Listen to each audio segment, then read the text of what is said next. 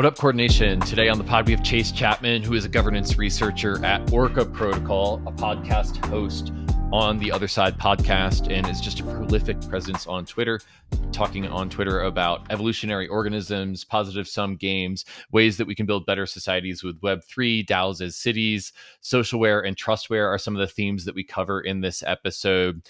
And we go deep on digital identity as a means of creating more positive sum games in the Web3 ecosystem, which we view as an evolutionary organization or organism, an ecosystem in which you have a simple instruction set that is evolving over time into a more complex emergent ecosystem.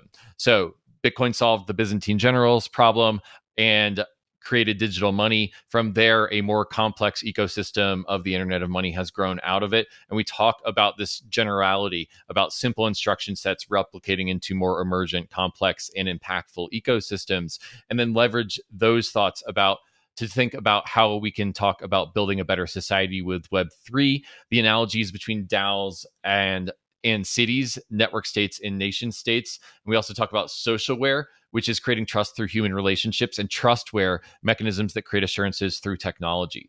So a multi-vectored conversation in which we're trying to figure out how to regenerate the world using identity, trustware, all of these themes. And just a really great episode. I think that you're really going to enjoy it. I enjoyed it. I'm still sort of buzzing after the conversation that I had with Chase, and I hope that you're going to be buzzing too after this episode. So without further ado, I give you Chase Chapman of Orca Protocol. The Opera crypto browser is the world's first web browser built for the crypto community. With Web3 support and a non-custodial wallet, Opera lets you access DeFi apps quickly and easily. The Opera wallet has buy, sell, and swap features, and of course lets you view your beautiful NFTs, but the browser still lets you use any crypto wallet extension you prefer, giving you the choice and flexibility for the Web3 world. Opera lets you view and manage all of your assets across all the blockchains all at once, and offers seamless multi-chain support between Ethereum, Bitcoin, Polygon, Binance Chain, and other EVMs and Layer 2s. But Opera goes even deeper than that. Opera has a built-in homepage for crypto natives with the Opera Crypto Corner, with price charts, news feeds, NFT updates to make sure you are always on top of your game. And it even has Discord and Telegram integrated natively into the browser. That's crazy. Opera is truly building the battle station for the crypto world. Check out Opera both on mobile with Android and iOS apps, and on desktop too. ReFi summer has arrived, and CELO is here for it. CELO is the layer 1 blockchain for the regenerative finance movement. It's fast, planet positive, and built for the real world. CELO has committed towards producing a sustainable future from the very beginning, and is the world's first carbon negative, EVM compatible layer 1 blockchain. CELO has become much more than a technology, a currency, a community, or even just a layer 1. CELO is a movement to create conditions of prosperity for everyone. You can soon engage with all of this via green asset Uniswap pools on CELO, benefiting reforestation and other regenerative products through the Toucan Protocol, Moss, and more. ReFi is also about the health of communities, and Resource Network is creating bankless infrastructure for circular trade and mutual credit networks to benefit small businesses and local economies, all on CELO. Follow along on Twitter to learn more about how CELO is accelerating ReFi summer for a positive impact on people, communities, and the planet. If you're attending ECC, visit the CELO Saloon to learn about what's happening on the front lines of ReFi from industry experts. Hey, Chase, what's up? Hello. I've been following your work for a long time. Really excited to have you on the pod and to talk about your most recent work. So tell me about Evolutionary Organizations. Yeah. So I guess a little bit of context on where Evolutionary Organizations came from. I was at DAO NYC talking with John Hillis from Cabin and a few other people who are just sort of building and operating in the space. And it really started to come up, this idea of Gall's Law, which I actually had never heard of, but it's basically this principle that complex organizations can only evolve from organizations that came before them that were simpler. And it really stuck with me because I think sometimes in the DAO ecosystem and crypto more broadly, we try to design these like incredibly complex systems, whether that be tokenomics, incentive systems, whatever. And when you try to do that from the start, you're usually going to end up with systems that kind of suck for a variety of reasons. One of the big ones is just that any sufficiently complex system makes a set of assumptions that you're basically designing for. So you think people need to act in X way, and so you then create an incentive mechanism to incentivize that type of behavior. And the more of those you include, you just start to build this like massive system that you have no idea if it's even solving the right problems.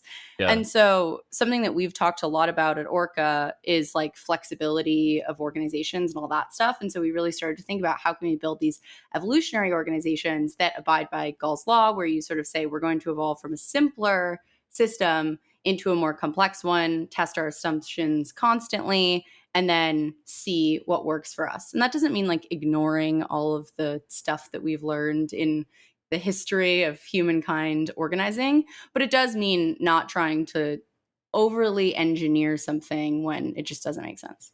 Right. That's so beautiful. I mean, I think that it seems like it's just a recognition of reality for you. So Gall's law is that complex organizations can only emerge from simpler ecosystems. And then basically recognizing that means recognizing that we don't have perfect foresight. There's going to be information that we need to acquire into the system design that we do not know at the front of it. So just launch something simple and then iterate towards something more complicated and in an evolutionary sort of like epoch way. Do you think that it's better to have the clock speed on that evolutionary iteration longer clock speed or a shorter clock speed? Like, are we evolving daily, weekly, quarterly, yearly? That's a good question. I think when I think about what Gall's law means in practice and how you build evolutionary organizations, I think depending on what it is that you're testing, you want to have different time frames for it. So a good example of this that John from Chapman has talked quite a bit about publicly is the evolution of their resource allocation system. So they started with having people who were basically like full-time cabin or who they paid basically to say, you're going to do work here. You'll figure out what that work is. And then they did another version. I can't remember what exactly that version looked like. I think it was maybe it was project based, and now they're on to a new version. So that made sense to do over probably like 6-month time horizons. Maybe it was 3-month. Okay. I think when you're doing things like that, where you need to test out and you have an experiment that lasts for a certain amount of time, that totally makes sense. If you're doing something like communication styles and things like that, it probably makes sense to do that faster rather than like waiting 6 months to see if you and I are effectively communicating. Right. So I think it really depends on what structure you're talking about and how easy it is to change and how much data you actually want on whether or not it's working. Got it. Yeah, I think that you're right. You want to have the clock speed match this sort of market or system that you're trying to study, and probably have it be as fast as is possible for that ecosystem. Like if you're studying the bull bear cycle, the super cycle, you can only get data every 4 years. But if you're studying at a much faster cycle, you can probably cycle things faster. Is that fair? Yeah, exactly. And actually, I think you get into a really something I've been thinking more about that I think is really interesting, which is it's actually kind of hard sometimes to tell when you need to end the iteration of an experiment. Yeah. Like once you have the momentum, it's actually a little bit too easy to keep with that version as opposed to saying, let's bookend this and try something new, acknowledging Hard to let that. go. Yeah, exactly. So I think there's also something really interesting to trying to kind of define those things up front and say, in 3 months, we're going to reassess this, not because it needs to be like perfect, but we need to acknowledge when maybe it's time for something new. Yeah. It's hard for me to hear this talk and not relate it back to my own experience building Gitcoin over the last 5 years. I mean, we basically launched it. The goal was to grow open source software. And the first experiment that we sort of aimed at that product market fit was doing bounties, which is like, if you do X, you will get Y coins, and building a market for that. But then we realized bounties weren't all that because they were too transactional. We tried to launch this NFT called Kudos, where it was like a Hallmark card. I could send you a kudos and say, good job. And then we launched Gitcoin Labs and an ad network and kernel, and we landed on Gitcoin grants as like the final thing. And then even when we were there, even when Vitalik was blogging about Gitcoin and we were like, oh shit, we have product market fit, we were like, oh wait, it needs to be a DAO and we have to rewrite the entire thing from scratch. And so there was another epoch from there. And the DAO has entered in this cadence with the market. It's an evolutionary organism where every season there is a Gitcoin grants round. They learn from it, they do governance, and then they do another one. So there's like a metronome of that clock speed that's every quarter. And so I don't know. It's interesting to think about that as an evolutionary organism. I'm curious, any comments on what I just prompted with Gitcoin, given my object level experience, or do you have another example of an evolutionary organization that you've been involved in? No, I think I think the Gitcoin example is really like a great illustration of evolutionary orgs. And what I think is most interesting about some of those pieces is that in any like complex system that you're trying to establish some organization within, you basically Mm, have to keep poking it to see what the response is. So, mm, like, this is why MVPs work so well in general. Is there a right. minimum amount of effort and energy you're putting into something just to get feedback from a market? And I think it's that constant willingness to evolve and test and poke the system and see what it Yeah. does that not only allows you to get to the point where you're working on something that's really beneficial for the ecosystem more broadly, and you get more of that feedback and you get better at it. But it also, I think, really allows you to understand where you sit within a system that's changing a lot. So, Yeah. like whenever I think about DAOs, one of the things that I think they are, when they're done well, good at Mhm. is adapting to their environment, which I think is really useful when you have an environment like crypto where like things around us are constantly changing. Regulatory stuff is changing, the way that the public sees crypto is changing. And when you have the ability to constantly poke at that environment around you and say, what's the current status of this environment? What's working? What isn't? That is where you end up with an organization that actually can deeply understand its environment without needing to have some like wild foresight that, Yeah. most people are never going to have. I mean, at some point, I think we're talking about the difference between empirical knowledge and a priori knowledge. A priori knowledge being derived from theoretical deduction, so like the realm of math, science, first principles thinking, and then empirical knowledge, which is testing your status against the world, type of thing. And one of the things that really springs up for me is that one of the theories that I hold high about the information age is that network systems work well in a world that's complex and is evolving quickly, because you have edges of the network that can test and then report back to the rest of the network. Whereas hierarchical systems are very good at putting people on the front line and just projecting thrust in one direction where it's already known the state of the world. So you're deriving out of that, DAOs should be good at adapting to their environment. Just basically means that they're a network system that's really good at probably both empirical knowledge and a priori knowledge, depending on the clock speed there. Where does that land for you? Yeah, I think so. This is like a really fun distinction because I think what you actually want to do is find the balance between both of those things. I think oftentimes in the discourse around DAOs, we get really caught up in this idea of like a network that's taking this like empirical approach where they are getting some sort of response, and often you lack some sort of clear directionality. Like I think that is something that if you looked only at crypto Twitter, how people talk about DAOs, you would often see DAOs lack like strategic directionality, basically, because they're constantly just reacting to their environment or to individuals who are emerging in that environment. On the flip side, you'll see people say, well, companies have this, but they lack X, Y, and Z.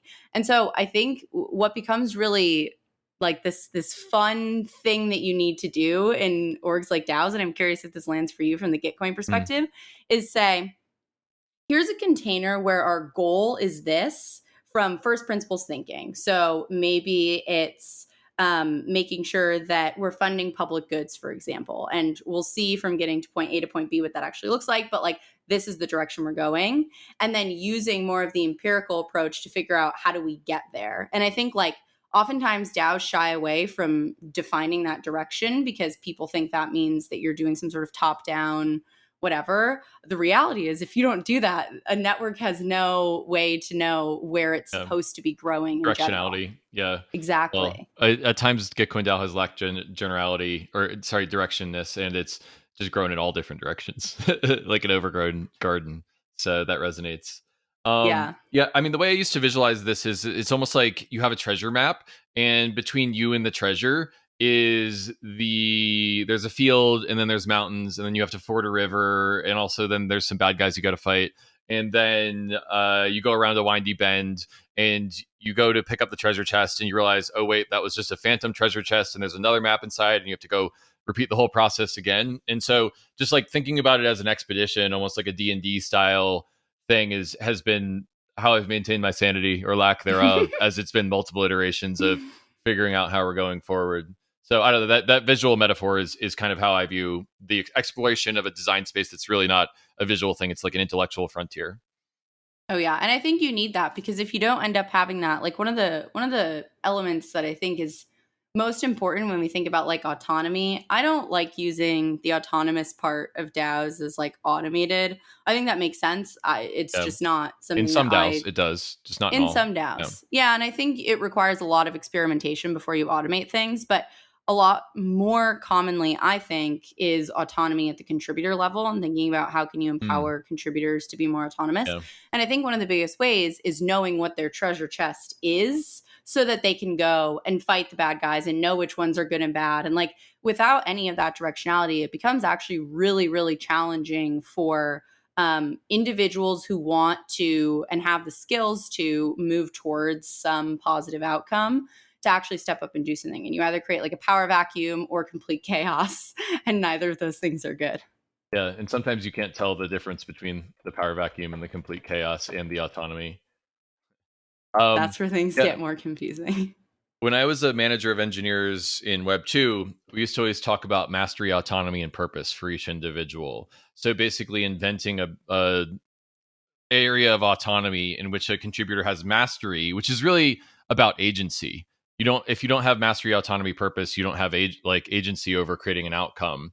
And so the combination of not just autonomy but mastery of a skill set and a purpose, a direction that you're going on, is what we always, that was at least the buzzword in Web 2. So I don't know if we're trying to approach the same sort of environment in Web 3 with DAOs.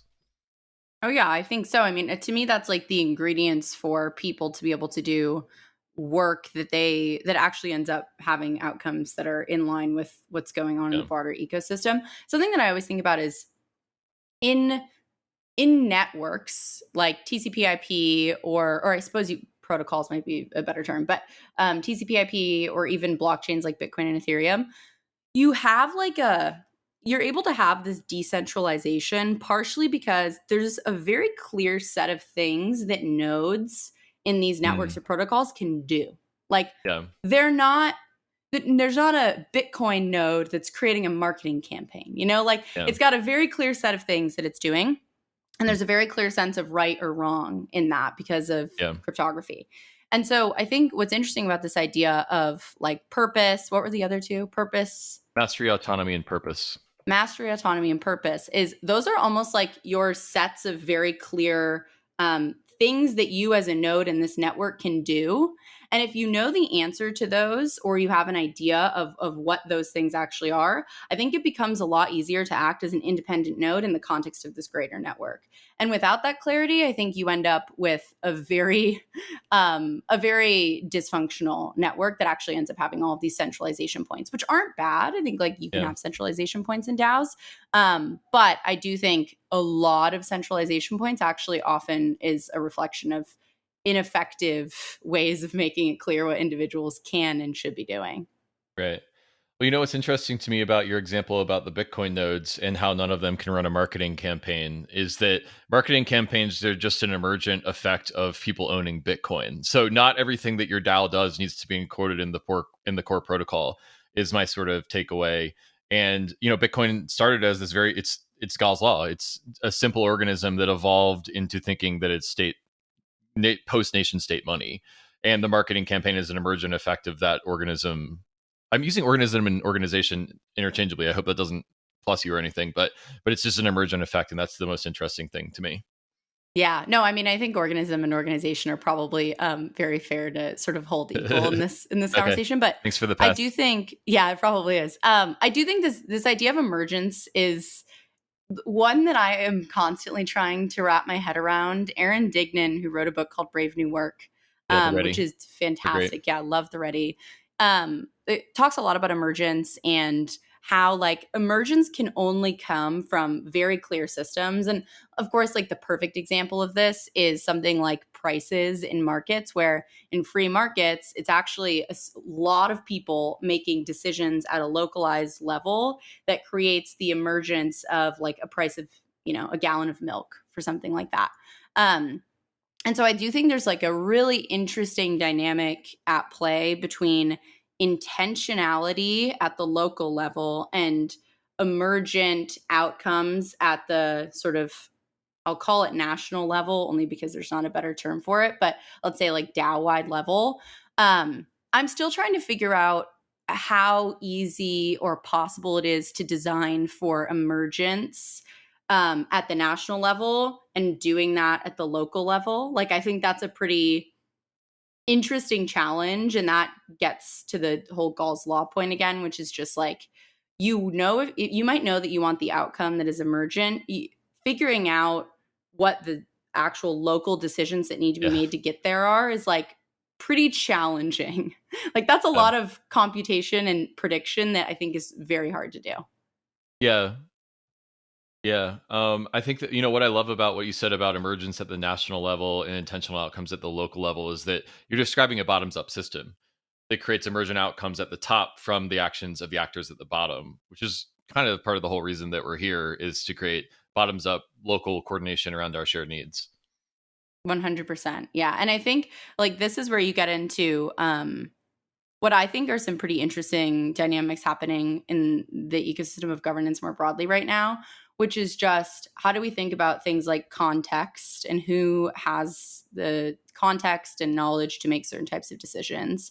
And how do we think about that more broadly in where I think DAOs are going, which is basically like, I see DAOs as the vehicle for a more democratic internet. And I think what that ends up getting to is if we're living our lives on these platforms, rather than like in physical spaces, we're spending way more time online, then what does it actually look like to engage in these types of systems for like your average person?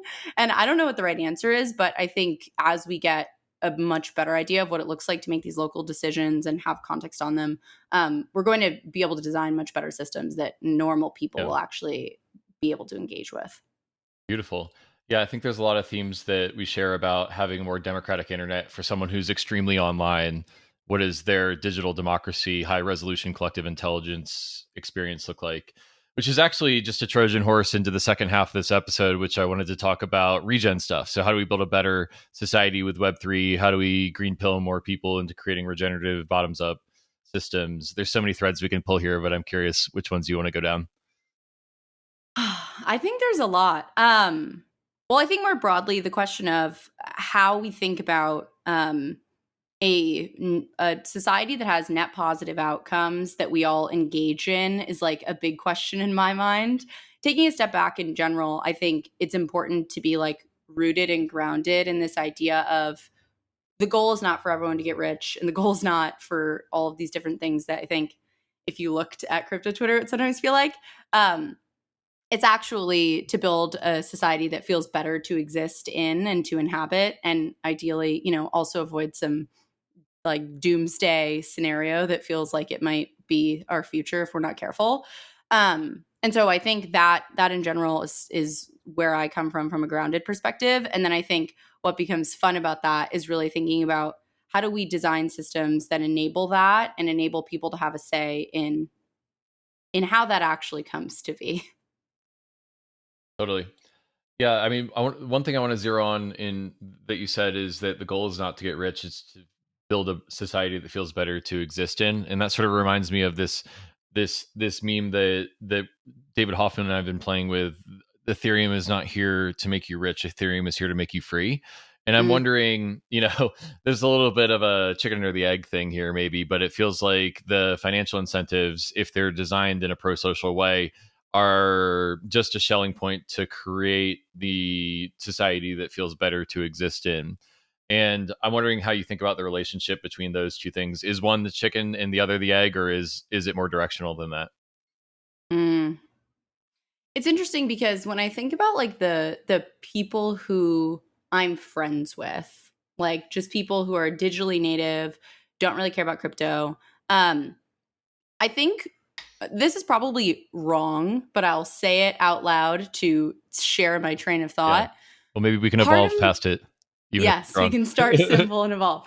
Part of me thinks that we've attracted the people who are interested in financial gain at this point. Like, I don't actually think that's true, but I think when I anecdotally talk with friends of mine, the idea of like getting rich or even the idea of building a new financial system is no longer interesting to them. Like, that's not what gets them excited.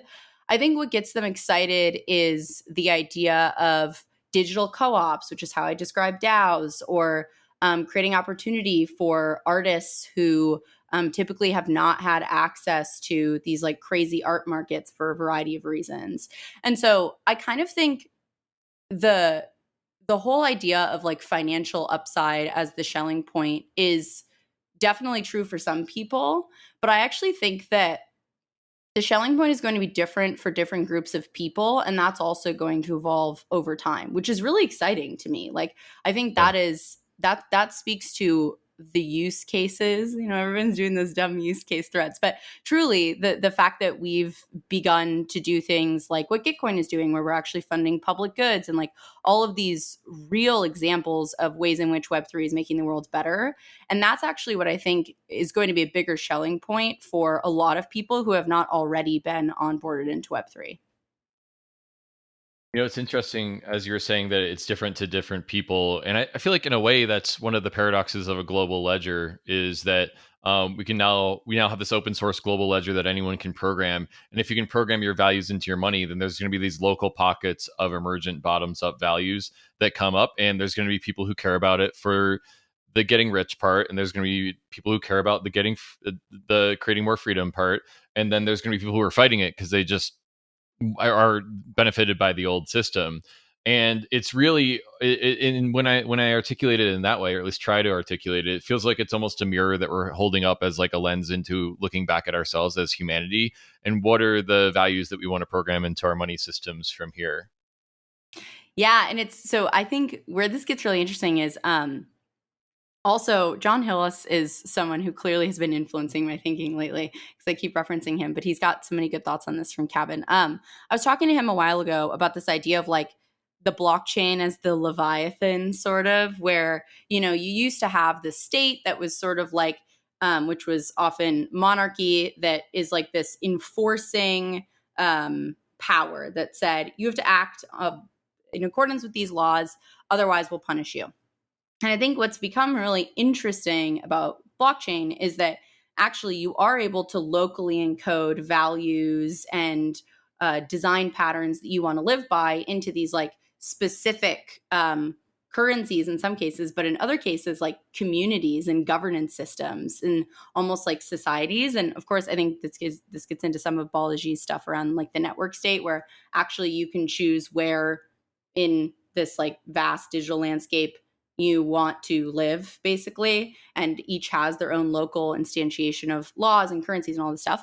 But I do think that's actually coming back into this idea of Ethereum isn't here to make you rich, it's here to set you free. I think the freedom of choice that enables is really powerful. And I actually don't think that we as an industry have fully wrapped our heads around what that will look like 5 to 10 years from now. Yeah, I mean, I think that it okay, so to put it in the evolutionary perspective, the simple system that I would describe back to you that you just said is that there's a bunch of we now have this new medium, which is the internet of money, in which you can program your values into your money and you can build economies. And for the first time, you've got a bunch of, it's gone from like only the Fed can do that to like a bunch of hipsters in Brooklyn can do that. And what's the emergent outcome in 5 or 10 years of that mastery, autonomy, and purpose being given to like Brooklyn hipsters or people from any part of the world that have computer science skills instead of just like the Washington elite? That would be the emergent, like simple setup that I would say that we're going to play forward. Right. And then the question becomes yeah. And I think the big question there, if I extend that out, this is also something that I still need to think through. So take this with a grain of salt. But I do think we've seen like populism and the last 10 years of the internet have positive and very negative effects.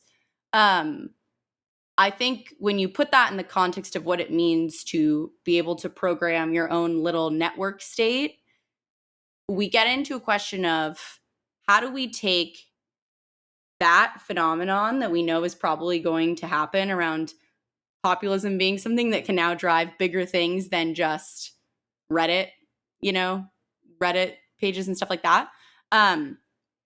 How do we create an environment in which we're optimizing for humans thriving, ideally, from what comes from that, instead of something that can be a lot darker? Obviously, we can't always avoid the darker stuff. But to me, when you play that back, my mind is like, okay, yep, that's true. Also, we now need to make sure that we're setting up the right environment such that, again, when we're evolving from a more simple to a complex system, the environment in which it exists in, that is like creating this container, is enforcing positive values instead of letting it go down a really dark path. Cool. So I just Googled the word thriving, which apparently means to grow or develop well or vigorously, and to prosper and to flourish.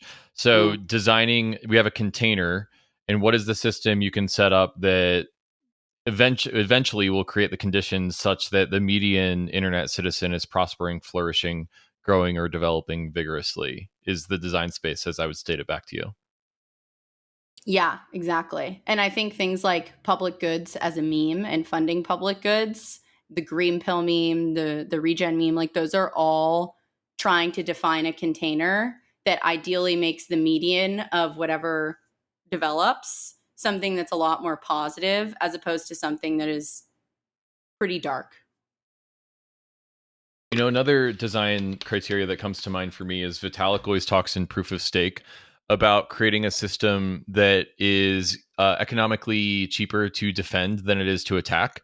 So the idea with Proof of Stake that you have to deposit 32 ETH and then you defend that ETH by validating blocks on that, and then if you lie to the network, then you get slashed and you lose that.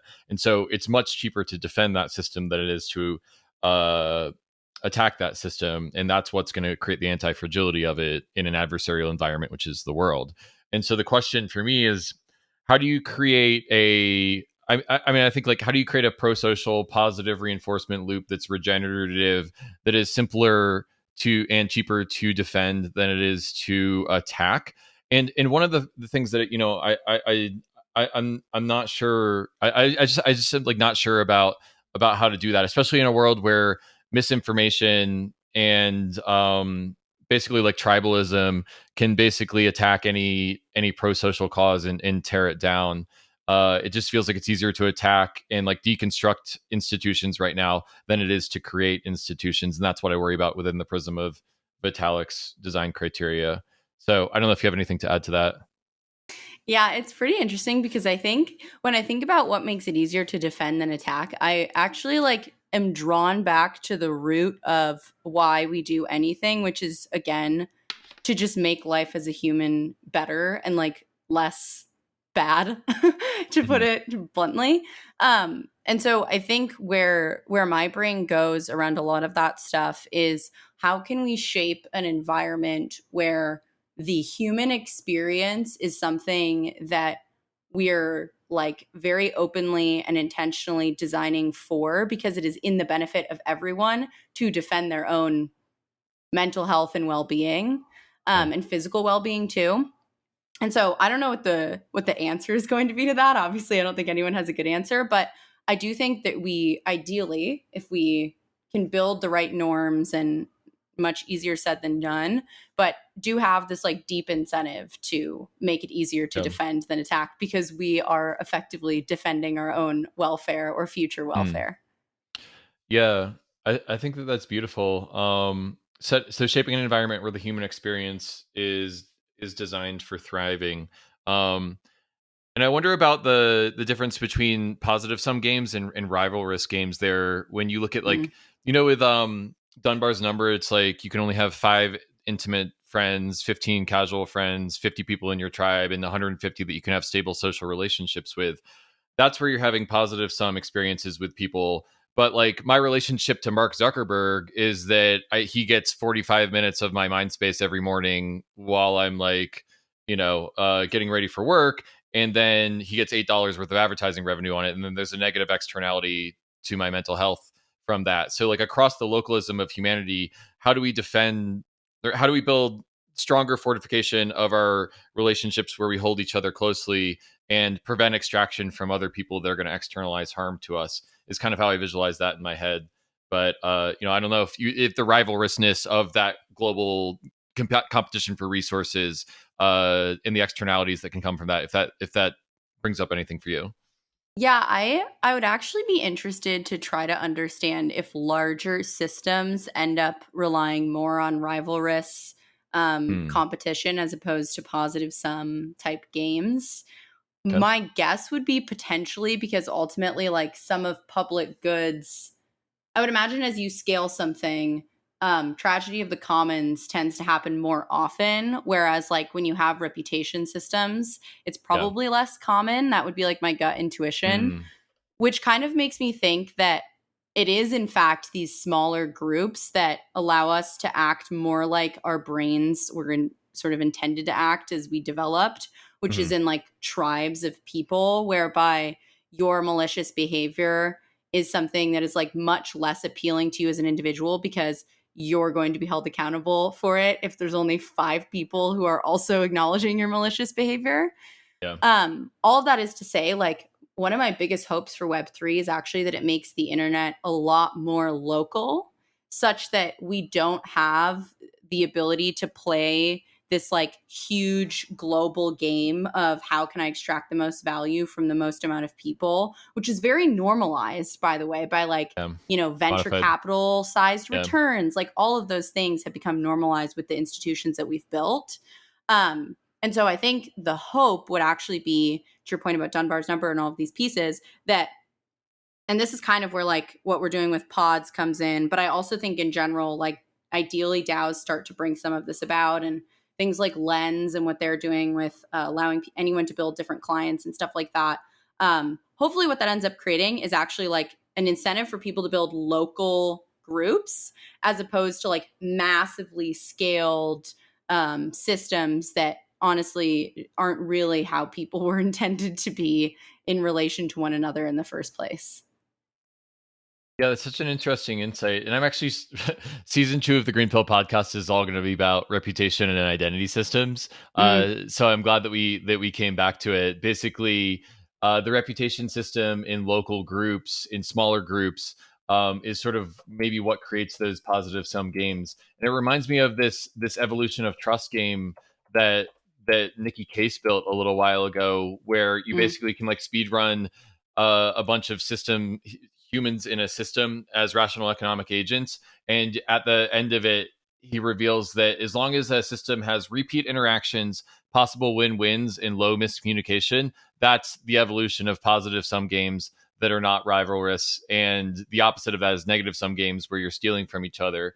And it's just so interesting that you noted that reputation is sort of the tissue that takes you to being able to have repeat interactions and with people, because you can track their behavior and their identity and see whether they're rivalrous or not.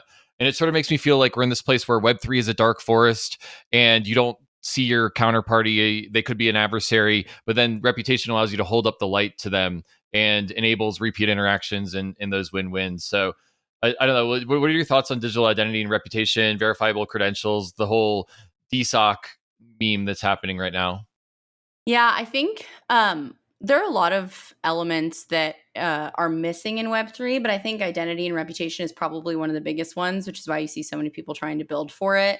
I'm certainly excited about some of the stuff coming out of Gitcoin around like Sybil resistance and stuff like that.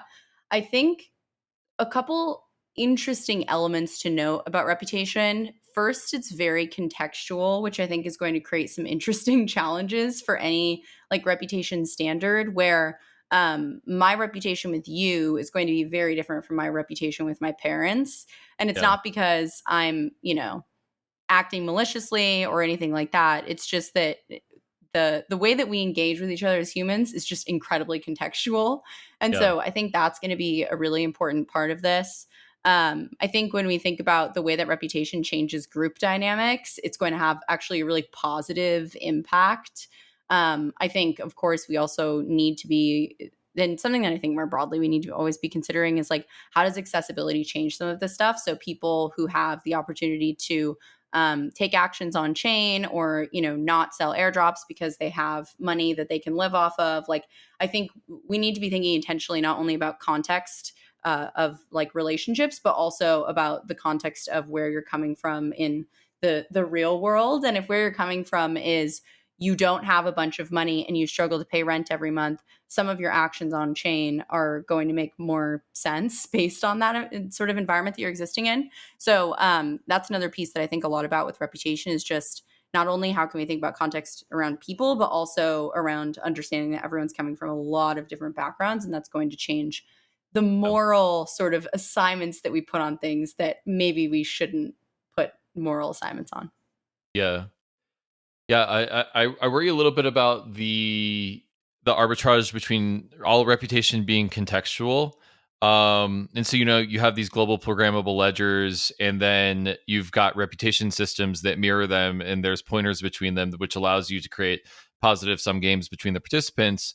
But then I worry about the privacy implications of that, because if you put all of the context in a way that it's available, the example of this is you go to the liquor store and you give your ID to the clerk, and they see that you're over 21, but they also get your address. And there's been examples of like creepy clerks looking up women on Facebook and friending them after they get there. Like, really, you should just have to prove that you're 21 or older. Right. And so there seems like there's a trade-off between reputation being highly contextual and a zero knowledge proof that exposes that to a contract, with the need for privacy and the need to not, be just walking bank accounts with a bunch of like contextual information that can be used adversarially on top of that. So what do you think about that contextual requirement versus the privacy requirement? Yeah, I think Evan from Disco has been doing a really good job pushing a lot of the privacy elements and thinking about what consent looks like. That was originally how I got into crypto. I was doing a lot with like data analytics from a marketing perspective, which was interesting. And I ended up falling down the crypto rabbit hole like way deeper than that. So it worked out. But I do think like how we think about privacy is going to need to change a lot. I mean, in general on chain, we reveal, I think, already a lot about ourselves that we're going to look back and say, that was strange. And I hope that we have better ways to think about linking different addresses and how we think about that with something like Sybil resistance and identity. So from that perspective, I think too, like Vitalik, I think has presented a really good point for soulbound tokens. And I think has had like a very good balance in his conversation with Evan on Bankless. I think they did a good job representing two different viewpoints and examples where maybe something like soulbound tokens, which are a little bit, I would say, less like consent driven, might make sense. Same thing with something like verifiable credentials, where you actually want this like consent layer. I think there's probably going to be examples where you want both. But I also am very grateful for what Evan's doing and pushing a lot of that stuff and thinking deeply about it. Those are exactly the kinds of debates that I think we need to be having, because it almost doesn't, like the fact that we're having them makes me have a lot of faith that ultimately we will come to a good, very like ideal outcome, hopefully. Just the fact that those types of conversations are happening, period, I think is really good. Would you say it's the simple starting conditions that we need to create something bigger? It's the simple starting conditions, and we will evolve from there. Yeah, I hope to create that into a meme. I think that it's such a Gall's law. How can we memify that? The fact that any complex system can be reduced to a simple starting conditions and replication instructions. I don't know how we meme that, but open to suggestions. I think the one thing to point out too on that is like people had this response to that piece, which I think was really a good point. It doesn't mean not learning from old systems. And when I say old systems, I really mean like systems that have already gone through the process of evolution. Sure. I think it's really important to learn and borrow from them and figure out what works and what doesn't. But again, I think it's really hard to test those assumptions unless you start with the most simple ones in your environment to see which of these assumptions from the previous system are and are not true for this new system. And that's like constantly the question I ask myself in Web3 is just, is this a new paradigm or is this the same paradigm popping up in a different context? And I think you need to answer that question and then, evolve from there. One of my theories is that we're going to see more skeuomorphic stuff over the near term. Skeuomorphism just basically means it represents the old world, but in the new form. And then we're going to see more non-skeuomorphic stuff, which is fundamentally new and emergent of the new medium over time as this thing evolves. And right now, DAOs, like you said, are just kind of digital organizations. But when they really become autonomous and they become these networks, I think that's when it gets really interesting. Yeah, and I also think, as just a side note, like something that was really funny about all this whole trend for anyone who didn't see it, there was like here are 10 Web3 use cases. That was just like threads that were all over crypto Twitter. I think the interesting thing about that is actually that, like, I think Web3 is going to be a lot more of a boiling frog situation, which apparently isn't actually true, but it's this idea that if a frog is in a boiling pot of water, they won't jump out until it's too late to realize that they're in a boiling pot of water. And I think for that exact same reason, that's what it's going to look like, which is just that it's going to start as schemorphic. People will say, why are DAOs any better than companies? But slowly over time, as people start getting paid in tokens because they're DAO contributors, DeFi will become much more interesting. So like slowly, I think not only do we evolve, but we also start, once you've taken the pill, you start to realize that, oh, wow, this other system is actually super useful, and that evolves in response to it. So I think we're creating an entire truly ecosystem. Yeah, got it. So more people going DAO native, doing business the new way, in that Schelling point of people getting coins, pun intended, is going to help us evolve over that event horizon. What do you think's over the event horizon? Loaded question of the episode. Yeah, I mean, I hope it's a more democratic internet. Again, I think like there's some pretty big questions about what the rise of populism means in the context of all of this stuff. You have to find that balance, but I hope that it is an internet that feels more like our voices are being heard.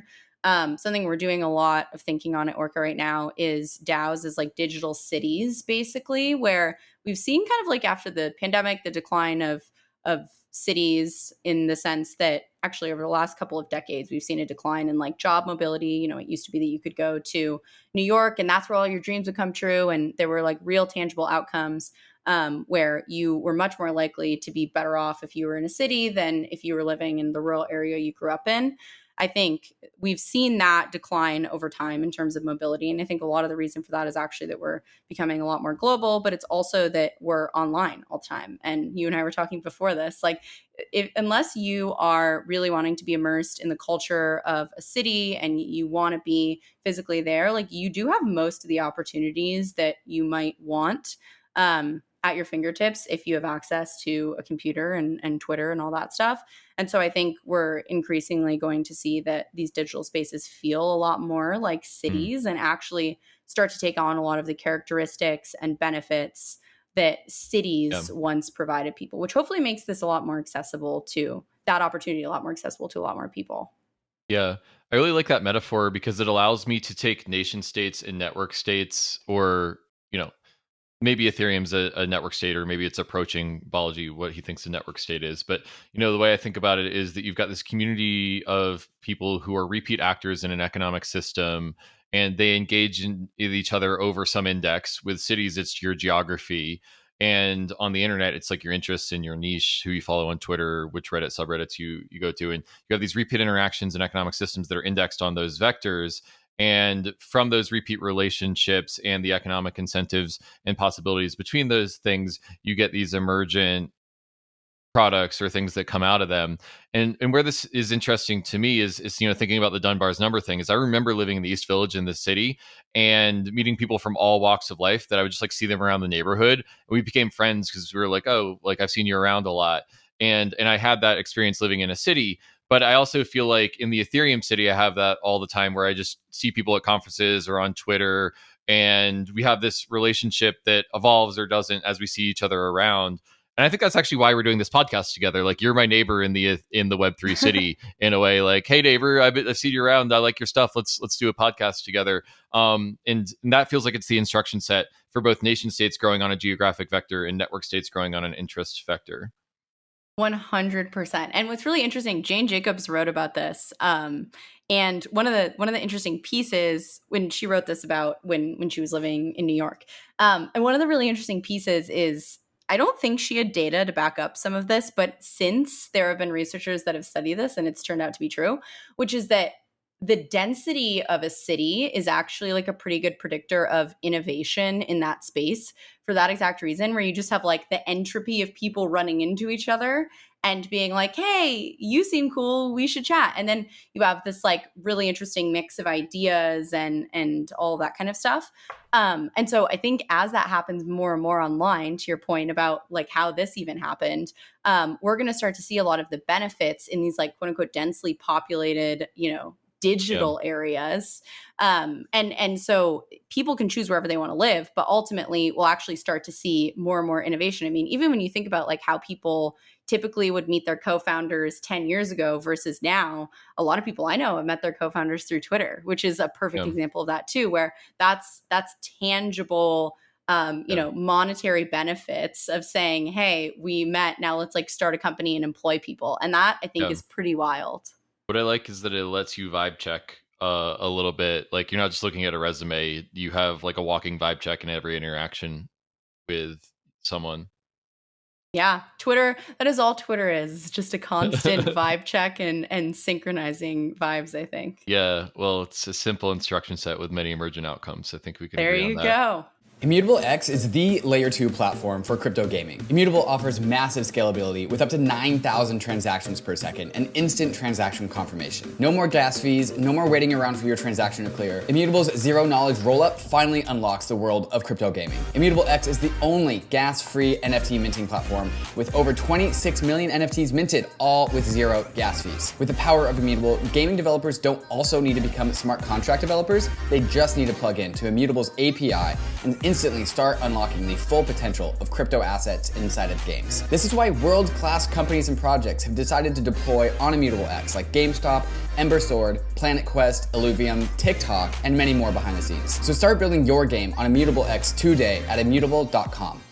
COINSHIFT is a leading treasury management and infrastructure platform for DAOs and crypto businesses who need to manage their treasury operations. Every crypto org needs to manage their treasury, and COINSHIFT offers a simple, flexible, and efficient multi-chain treasury management platform built on top of the extremely secure Gnosis Safe. With COINSHIFT, your organization can go from primitive single-chain treasuries to expressive, flexible, multi-chain features such as global user management, global contracts, proposal management, and many other features that can be shared across an entire organization. COINSHIFT layers on powerful treasury management tools on top of the proven security of Gnosis Safe, allowing users to save time and reduce operational burdens and gas costs. COINSHIFT even has data tools like account reporting across the 7 chains on which it operates. Used by industry powerhouses such as Uniswap Grants, Balancer, Consensus, and Messari, COINSHIFT is speeding up the coordination and efficiency of the organizations that use it. In DeFi, you have to keep up with the frontier, and COINSHIFT makes that easy. So sign up at coinshift.xyz/bankless.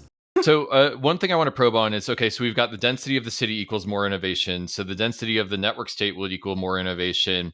Are there ways that we can more densely interconnect our network state of the Ethereum space by, I don't know, say allowing actors to better coordinate with each other to enter positive games with each other? And like the example of this, I think, is like quadratic funding, where it's just like, oh, I saw Chase like working on her podcast, and I think that it's great. I'm going to chip her $1 and she's going to get $100 because of that. And you create this density of, like, is it just density of where we reside, or is there ways to add more coordination to wire it for more innovation from there? And quadratic funding is maybe just one example, but there's probably other coordination protocols that will allow us to do that also.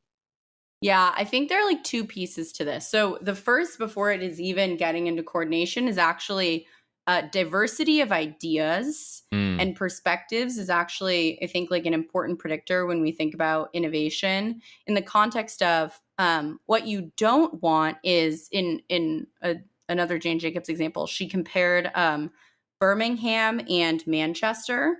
And this is like a perfect example. Manchester was, I think, very heavy on like manufacturing. And then Birmingham had like a lot more diversity of industries, basically.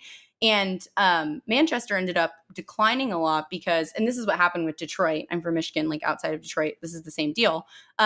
When you have one industry or a set of people who are really reliant upon one specific industry or thing, or coming from that perspective, you tend to get a city where the moment that is not healthy, the entire city is like in trouble, and you're not going to see as much innovation. People are going to leave all that stuff. So I actually think one of the big predictors of the how well a city is doing and how well these digital cities are going to be doing is actually how much can we like interconnect from different parts of the ecosystem and share these different ideas.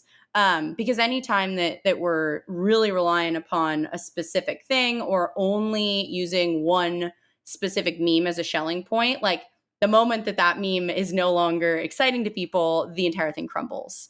So I think that's one piece. The second piece, I think, is playing with a lot of different coordination games, probably that can actually start to create a lot of like weak ties between things. So a really good example of this actually along the quadratic funding idea is when I donate to Gitcoin grants, I'm creating a lot of weak ties to those grants, which is actually like a really cool way to say, oh, and I've done this before. Like I want to see what some of my friends are donating to because maybe there's something that I missed, or maybe I want to see, you know, what are they interested in right now? And so I think there are some really interesting mechanisms that we can start to play around with to optimize for creating weak ties among a very diverse, you know, set of players. Totally. Yeah. Grants 1.0 was a centralized monolith that only I knew how to maintain, and now we've got a decentralized modular tool with well-documented APIs. And maybe once that's out, Grants 2 is out there, we could put that out as a bounty to the community. Look, if Chase, if you consent to it, building an application or an application where if you go to it, you can consent to it, and it can show you what Gitcoin grants your community of peers is funding, and I think that would be an interesting experiment. Yeah, that would be super cool. And that to me is like one of the, I mean, making these things social, I think Gitcoin has already done a great job with, like tweeting out what you're donating to and really trying to set this standard of people in this ecosystem donate to public goods is powerful. And I think that to me, going back to this idea of how do we encode a set of values in this container that hopefully becomes emergent and full of thriving ecosystems, I think it really becomes like, how do we build tools that encourage that type of thing? And to me, that's a perfect example of that, which is just leveraging social behavior to create better outcomes. So I think the next thing I wanted to ask you about was trustware versus socialware. So scaling trust in DAOs, or I guess in digital cities, to continue our our metaphor. Tell us about trustware and socialware. Yeah, so I did not come up with Trustware and Socialware. Julia and John, who are co-founders of Orca, did. But helped write the piece on it, which we went through a lot of iterations of. We really took some time to think on this. But the basic idea behind Trustware and Socialware is when you look at the way that DAOs are going about things today, it feels like we're lacking terminology to talk about what's on chain and what's off chain, because you know, human organizations that are leveraging blockchains are not exclusively on chain for the most part. And we know they probably shouldn't be. Like the DAO, the original DAO is a perfect example of this, where part of the reason that it was so challenging was because a lot of the people who own the DAO token were not going to vote on chain to sort of stop things when that was possible. And so we know that a lot of things should not be on chain, and they can't be if you want an effective organization. At the same time, it's really important to acknowledge what is on chain, and you know, there are important pieces to have. So we decided to come up with the labels, and Julia and John came up with them, of trustware and socialware. So trustware is basically assurances that don't require social relationships to make sure that they are sort of abided by. An example of that would be, Kevin, I send you 500 USDC. That's just like cryptographically secured. You don't need to trust me. You just know that I've sent you that. Cool. So this is like when you get those things, they're like, please send me 1 Bitcoin. I'll send it back to you for 1.1 Bitcoin. That's exploiting an arbitrage between trustware and socialware. Yes, exactly. Yeah, that's exactly what it is. And then socialware is requiring some social trust to have that assurance. So when we talk about like these bigger systems versus smaller systems and having this reputation layer that holds you accountable, that reputation layer is socialware. So that's saying, hey, I know Kevin's probably, if we have a multi-sig that's a one of two, so it only requires one of us to sign to execute a transaction. That is me saying, I trust you enough to not steal the money, and your reputation is probably mostly where I'm getting that from. The example that we use in the article is the difference between like a lemonade stand and a vending machine. So a lemonade stand, you're using social relationships, and it requires your like presence physically, ideally to make sure that people don't steal. But the most ultimate version of socialware is one where you're not even there. And, you know, some people will have like fruit stands where it's just like, hey, leave this amount for if you take 12 cantaloupes, and they just trust that people will. Whereas you could have like a vending machine where it is basically impossible to get the thing that you want unless you pay for it, which is a lot more like things being on chain. Something like a Moloch DAO is a little bit closer to that. The perfect example of that would be something more like token holders having to vote on something and like having all of these things on chain rather than having like snapshot voting, for example, which is a little bit more trusting snapshot. Yeah. It almost feels like in some of these scenarios that it's almost like in order to get to socialware, it's like trustware plus your relationship is your collateral or your reputation is your collateral. Is that a fair way of composing socialware? Yeah, I think that's a lot of it. I think when we think about like some of the socialware systems, it's your reputation is your collateral. And then also, even if you don't have a perfect reputation system, it's kind of like you trust that people will come together to do the right thing. So like an example of this at its core might be the Ethereum hard fork as a result of the DAO, where it didn't need to be, I guess Vitalik like technically used his reputation as collateral because he was in favor of doing the fork, but people came together and decided to do the right thing in their eyes. And so I think I'm sure some of that, when you actually get into the dirty details, was very much based on reputation and some of it wasn't. But yeah, I think it's that plus trust in humanity to do the right thing. Yeah. Yeah, and it's interesting how different people, Ethereum Classic, their socialware formed a consensus around that was not the right thing, and then the Ethereum, what we now know is the Ethereum main chain, the social consensus there is what created the trustware off on the Ethereum chain. So it's almost like these are two houses of governance in egregores. Egregores are just collections of humans who think similarly, but like these are two different houses of governance for network systems. Yeah, and you touched on something that I think is interesting when we were talking about like what does autonomous mean and what's automated in DAOs and all that stuff. I think of a lot of trustware as like technically kind of automation. Not all of it is, but I think the original DAO term was very much taking on that idea that some of these things that are on chain can like trigger other things, and you kind of have the sense of like automation.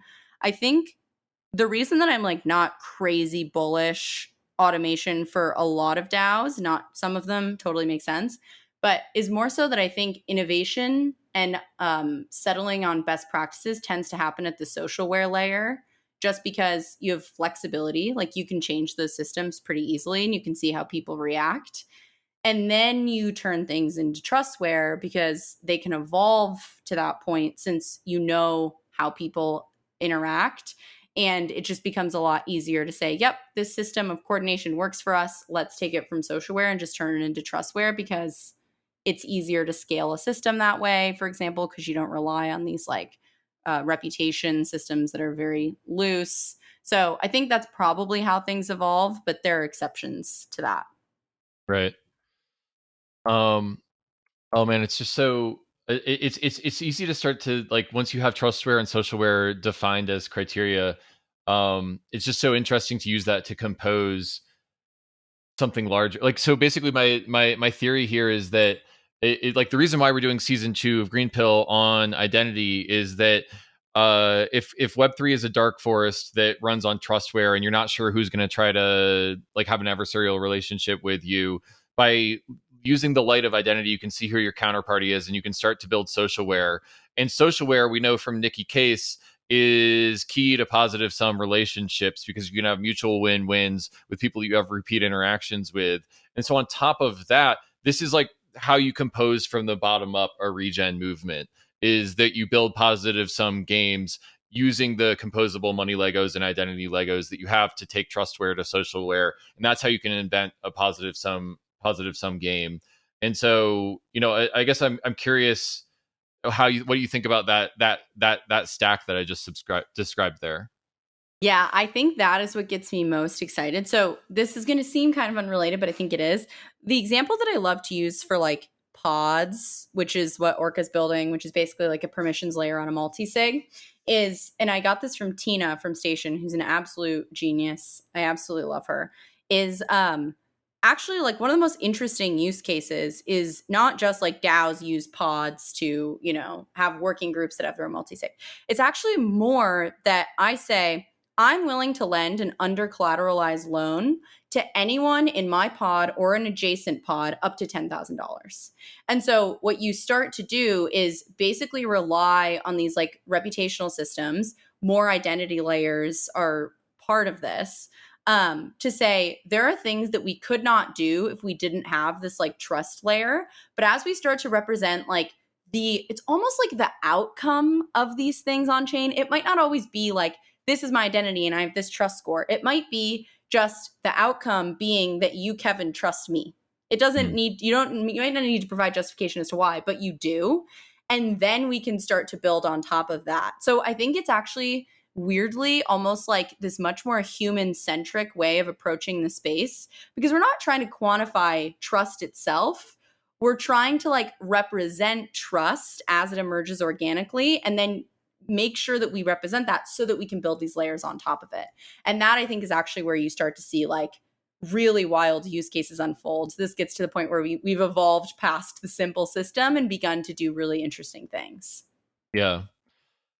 Yeah, and I think that, it's maybe we'll take it back to where we started. I sort of like envision this whole space as an evolutionary game where the Byzantine generals problem was solved with Bitcoin, and then that went through these bull bear epochs of growth and then destruction, and then it started to evolve towards Bitcoin forks, and then eventually Ethereum was its own code base, and on top of that, DAOs and DeFi and ETH was invented, and the whole time it's like the system is iterating. The open source monetary game is iterating, and eventually we get L2s and NFTs and play to earn and DAO tooling and DAOs and regen crypto.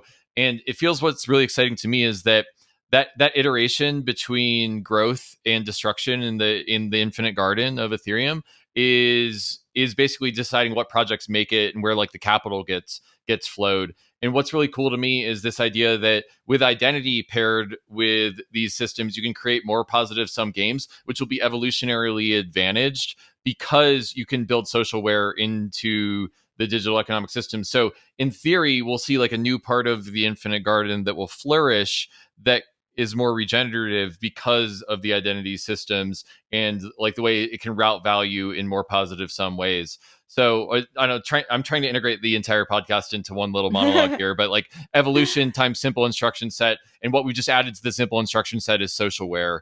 I think.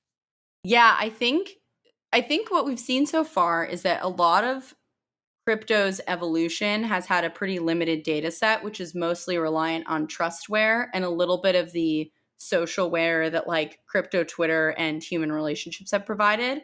And I think what's like building off of what you're talking about, what's really exciting about adding in the identity layer and the socialware stuff is that it basically creates an entirely new like type of data that we're adding into this like evolutionary system where, we could like, it's kind of like we could see and hear, but now we're suddenly able to touch and taste. And we're like, whoa, this is a whole nother thing that we weren't even able to use as an input or measure as an output that we're now able to do. And I think that is like what's most exciting about the identity layer and all of that stuff is it creates this new like set of data that has always existed in these systems, but we were never able to quantify.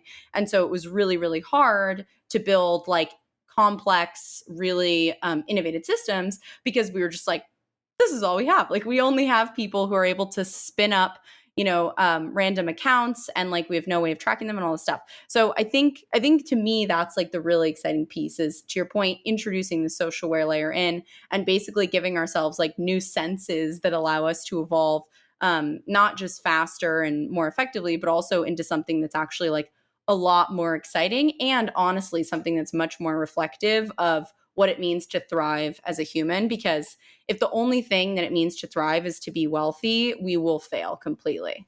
So Gitcoin just released Gitcoin Passport, and I'm just a contributor at the DAO. I'm not involved in the leadership right now, but I have been following some of the strategy there. And it's basically what it's doing is it's taking decentralized society, all of this on-chain and off-chain data about reputation. And then it's ETLing it, which just means extract, transform, load into a verifiable credential that's stored on Ceramic, self-sovereign, owned by the Passport users. And then from there, anyone can write an algorithm that turns that into a one-dimensional score. In the case of Gitcoin Passport, it's Sybil resistance. How can we prove that you're a unique identity? And your personhood score is equal to the cost of forgery of your identity. So if you have an ID worth $10, then you can get $10 worth of rewards using Passport. And if you have $1,000, you have $1,000 worth of Sybil resistance in your identity, and it just scales up and down from there. So I guess, I don't know. I guess I have two questions. One, have you followed?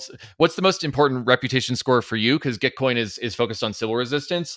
And what do you think about like creating that pipeline of decentralized society information into scores? Is there any sort of pitfalls that you see there, or what are the opportunities with using reputation systems in this way?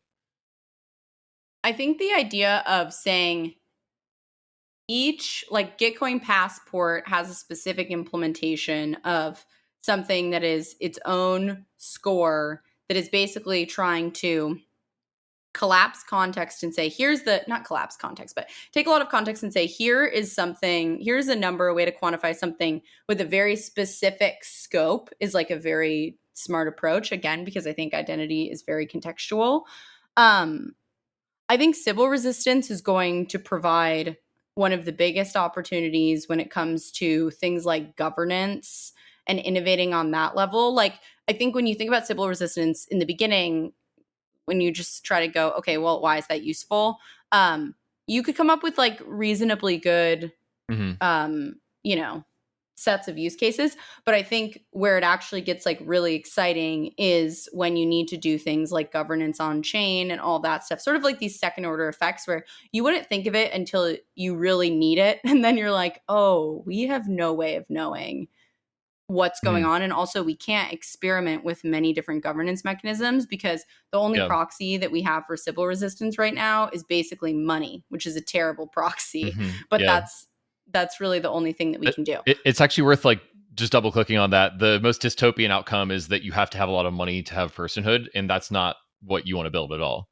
100%. And I think you could argue that we've kind of done that in the ecosystem thus far, where one token, one vote is basically you have to have a lot of money to have your voice heard. And I think that's a pretty bad outcome. I even think I would go further to say that it's not just you have to have a lot of money to have your voice heard and airdrops are solving that. It's actually that airdrops only make that worse because they make people think that. But the reality is that, again, people have to sell their tokens because they need to pay rent. And so you actually end up with the same system.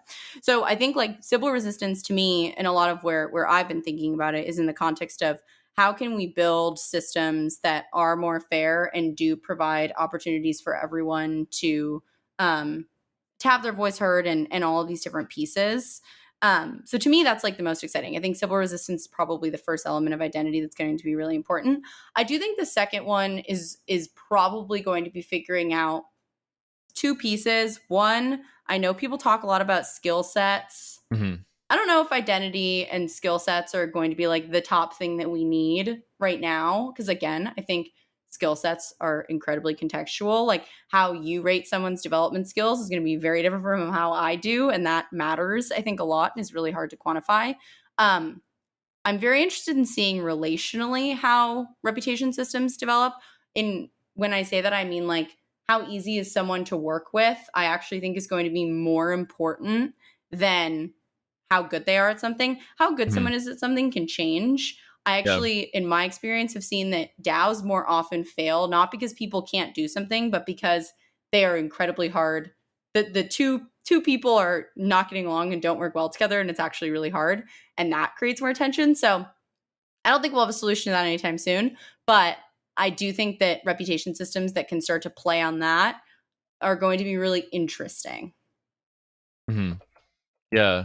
It does seem like there's just like so many different vectors of reputation, and it seems like we're starting with Sybil resistance, but there's just many, many more to consider here. And I'm wondering how we spin that flywheel of like more data and more reputation scores, which enables more dApps. And it feels like there's a network effect here to Bootstrap, where it's like no one has DIDs and VCs, so no DApps give a shit about that, and so therefore there's no use cases for it, and there's the cold start problem. So I'm interested to sort of start playing with that.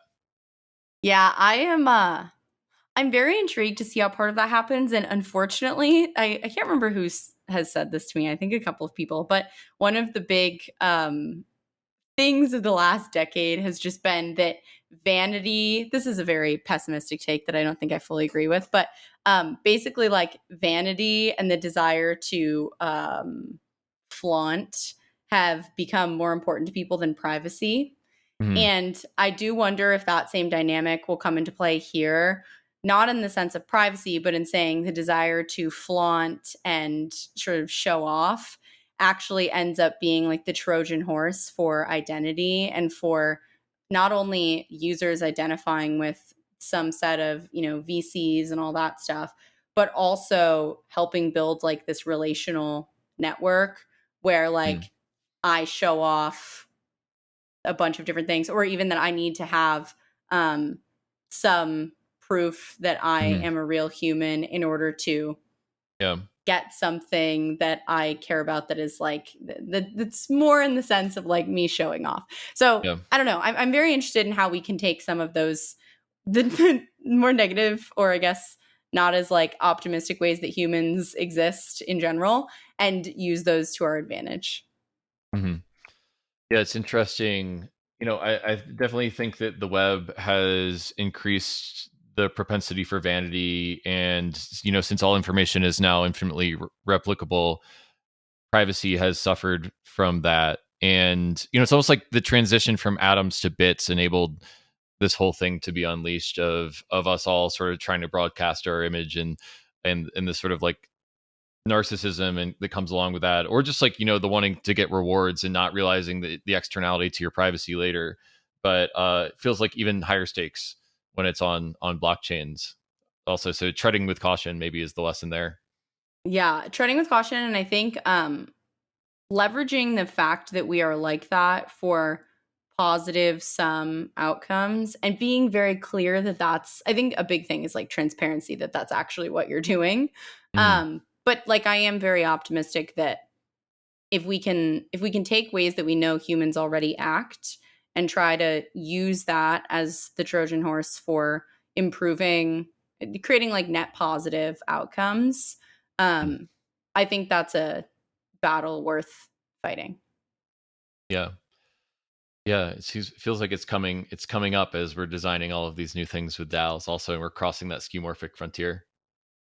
Oh my gosh, yeah. Well, and I think like one of the most important elements too, and back to your question, I think the flywheel will probably be, I guess what I am ultimately getting at is social. Like I think Yeah.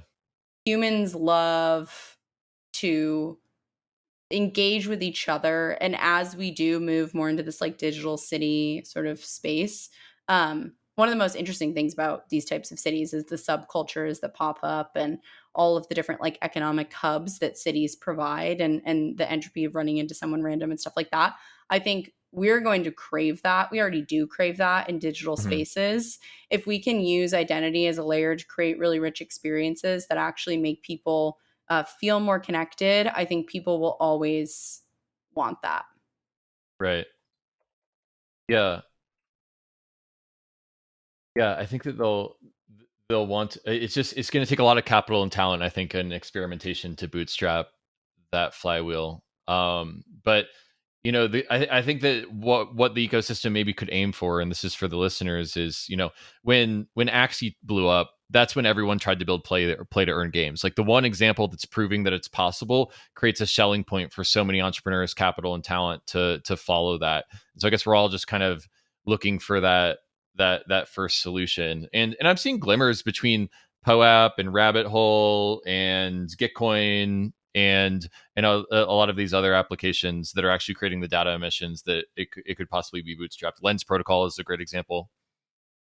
Yeah, I think, and what's interesting is that those all get at it in different ways, which I think is Mm, really important. Like Rabbit Hole is helping people explore Web3, and in doing that, you're going to get a certain set of skills and credentials. Lens is helping people build their brand. And in doing that, you're going to build up a certain set of credentials. So it's going to be super interesting to see how fragmented the identity sort of space ends up being, because there's so many different things that it means to be you as a human. And I think that's probably also part of what makes it so hard to track. Also, why Sybil resistance makes the most sense. Proving that someone is a human is really hard, but it's a lot less, there are a lot less moving factors than trying to help someone express themselves on the internet. You know, like it's just, there's so many moving factors when it comes to who you are. And at least personhood is like a binary yes, no. Yeah. Well, you would think so. It should take you behind the rabbit hole on I am civil sure. resistance. Yeah. I'm sure. Well, I would love to pull that thread with you, and there's so many more threads here, but we're getting to a place where we have to converge instead of diverging. So I think I'll ask you one question, which is completely open-ended, so that you can take us in any direction that you want before we wrap, which is, is there anything I didn't ask you that you want to say, Chase Chapman? I don't think so. This has been a really fun conversation. I do think one quick thing that I was thinking about in prep for this on favorite public goods. This is totally unrelated, but I have to shout it out. One of the most underrated public goods I think that is out there is the people who are like scam researchers and hold people accountable. I think like Zach XBT is a perfect example of this, because I was like, oh, which grants have I donated to? Like, you know, whatever, because I was thinking about it and I totally forget about this. But then I see things on Twitter. Transparency means nothing if you don't hold people accountable for this stuff. And I think that is like such an underrated public good that I just have to shout out, because I think it's really important, and I'm very grateful for people who do it.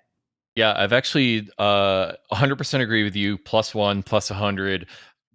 I've been thinking about, like, how do you create a more green-pilled world? You know, the subtitle of the book is How Crypto Could Regenerate the World. And we really want to go to how crypto is regenerating the world from there. And the first answer is do no harm before you create positive externalities. And the biggest harms are the environmental impact, which, you know, given the merge is going to go away. But the Ponzi schemes that collapse on top of everyone damage retail investors, which damages the sentiment of the space and creates a massive negative externality for Web3. And the people who are trying to prevent that by researching the scams actually increase the credibility of the space massively, which is a public good. And the people who want to regulate crypto really want to prevent those retail investors from getting wrecked, and so do the scam researchers. And it's really a bridge building exercise between crypto and the real world for Zach XBT and these other public goods. So yeah, +1, if we want to build a more regenerative world, first there has to be less negative externalities. And I hope in the next epoch of this evolutionary game, the scam researchers are able to route out the scams before they hit $40 billion Do Kwon level Terra and crush everyone.